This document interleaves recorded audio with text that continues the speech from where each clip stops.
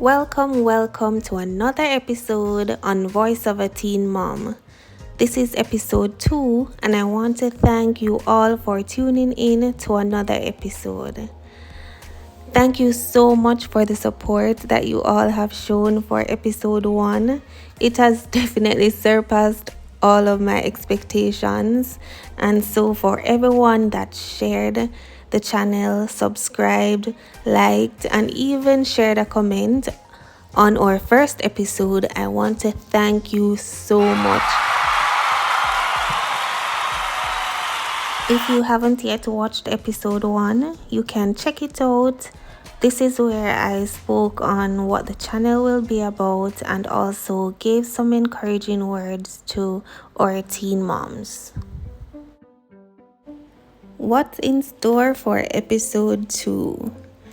Today's episode is all about how I found out I was pregnant and how to cope with this unexpected news.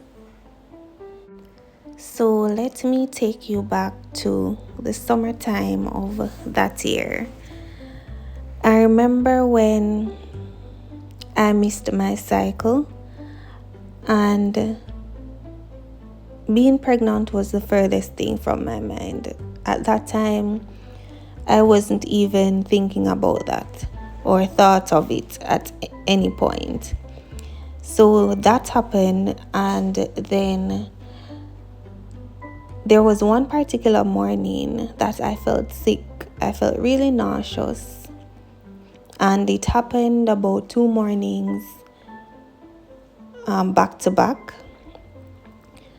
At that point, I still wasn't having any thoughts, and it wasn't until it was time for school. So that was September. I was going into grade 9. At that time, I was 14. And I went back to school. Now it's around September, October. And I remember the morning it hit and the morning that it all unfolded. My mom called me and we sat down. She literally just said one thing. She said, "You're pregnant." And I don't even remember my exact response or how I responded to her.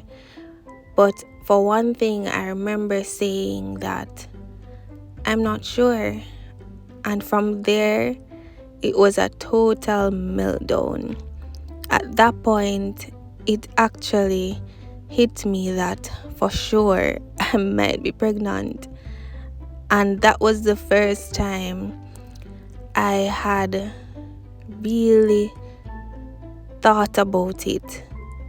And I could see the disappointment, the hurt of how my mom felt, and for anything else, I know that that was expected for her to feel all those emotions that she felt in that point in coming to me, because I didn't even go to her. It wasn't a situation where I went to her and told her. She actually realized that that was happening and decided to confront me about it. It was at that point I realized that yes, this is what's happening. I am pregnant, and what it would mean for me, for my life going forward. And from that point, everything changed. It was a sudden shift in everything. And for the teen moms out there, this is just my version. And I know you guys have your version. And there's so many different situations on how this story went.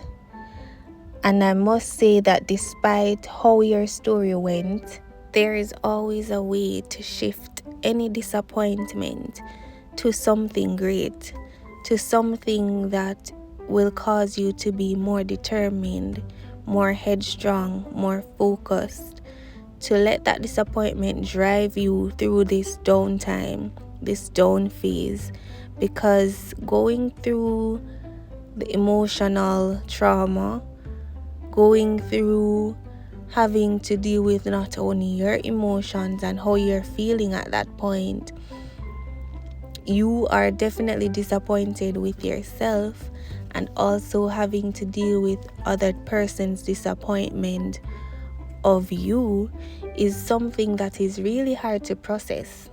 And most of the times it's not brought to attention how it affects the teen mom. And I must say that our parents and our guardians, it's not always how or what is said, but just how it's processed. And so with their disappointment, during that time when they find out, how they display their disappointment is definitely out of the teen mom's control. And I empathize with the parents as well that had high hopes. Like every parent, even the teen moms know we have high hopes for our children or child or unborn child, if that is the situation now. And so that is definitely what we expect our parents to have of us. So when they are disappointed in something that has happened unexpectedly, getting pregnant early, I can definitely understand from a parent's point of view how they feel. And so with that said, how they react to the news or hearing the news or finding out is sometimes not what will help the situation. And I think that is one of the things that we need to look at in terms of how we deal with unexpected situations in a general sense, overall in life. Because in life, things happen that we would never expect. We haven't made any plans for, but we are still living, and so we must find a way to go through those hard times, go through those phases.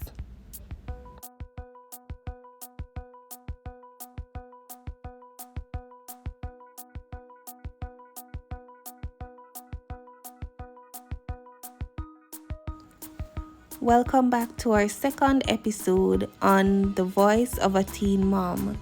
Thanks for staying with me, and it's now time for a word to a teen mom. To the teen moms who experienced even worse during that time, some experienced so many derogative words from persons who should have given them a little bit more compassion during those moments. Some were told so many things of how much they have failed and how much that their lives will never be the same and will be worse. To the ones that became homeless because they were kicked out. To the ones that had nowhere to turn, no one to turn to after the person that they depended on could not process that information for themselves. I say to you that we all have one thing in common, and that is we got pregnant at an early age. And so from that, there are so many good things that can come from an ugly situation. And there is nothing ugly about turning all those things, all those moments from what was said to you into something that can change a person's outlook on you. And Let me just say that a person's outlook on you is not what's important. What's important is that you look inward in yourself and find a way to let the situation be a lesson learned and find out how you can turn what has happened to help you and to help the child that you are about to bring into this world. To the persons that are around the teen moms, whether it be parents, guardians, family members, friends, you too need time to process. Teenage pregnancy actually affects everyone, whether it be the immediate family or even external community. And so telling them derogative words won't help. Kicking them out won't help. And I'm not telling you how to raise your children. However, none of those methods will help the situation. Instead, everyone needs time. Everyone needs to be cognizant of a person's self-esteem, because this will damage their self-esteem when they are further belittled. And so just help each other to think about how to move forward. Remember what's next. That is the main focus. And that's how we'll wrap up our second episode on Voice of a Teen Mom. Thank you guys so much for tuning into this episode. And remember to like, share, and feel free to comment. Please subscribe if you haven't yet subscribed. And remember to share the video with a teen mom. See you on our next episode.